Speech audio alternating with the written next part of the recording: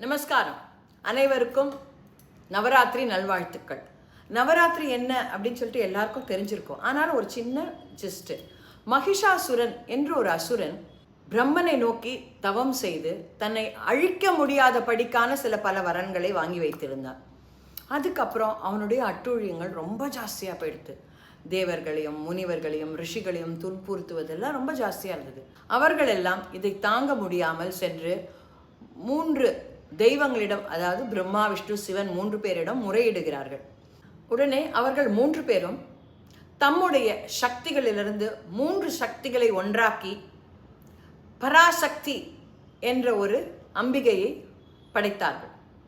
அந்த அம்பிகை மகிஷாசுரனுடன் சண்டையிட்டு 9 நாட்கள் ராத்திரி பகல் எல்லாம் சண்டையிட்டு 10ஆம் நாள் மகிஷாசுரனை அழித்து வதம் செய்கிறாள்.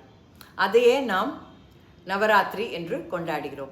அவள் 9 நாள் தொடர்ந்த அந்த போர் யுத்தத்தை 9 நாட்களாகவும் 10ஆம் நாளை அவள் வென்ற நாளை விஜயதசமி என்றும் கொண்டாடுகிறோம்.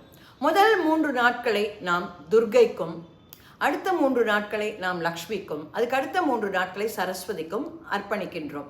அதுக்கேற்ற பூஜைகள் எல்லாம் நாம் செய்து கொண்டாடி வருகிறோம்.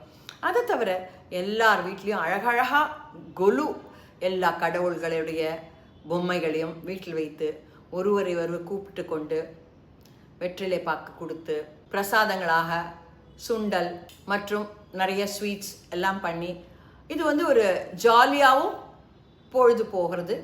அதே சமயம் இதில் ஒரு முக்கியமான விஷயம் நம்ம கவனிக்க வேண்டியது, இது எல்லாமே விமென்ஸ் என்பவர்மெண்ட், அதாவது இந்த 10 நாட்களும் பெண்களுக்குள்ள சக்தியையும் பெண்களுடைய மேன்மையும் குறிப்பதாகவே அமைகிறது. அதனால் ஸ்பெஷலாக இந்த 10 நாட்களுக்கும் எல்லா பெண்களுக்கும் சிறு வயது குழந்தைகளிலிருந்து முதியவர்கள் வரை உள்ள அத்தனை பெண்களுக்கும் என்னுடைய வாழ்த்துக்கள். இது நம்முடைய நாட்கள்.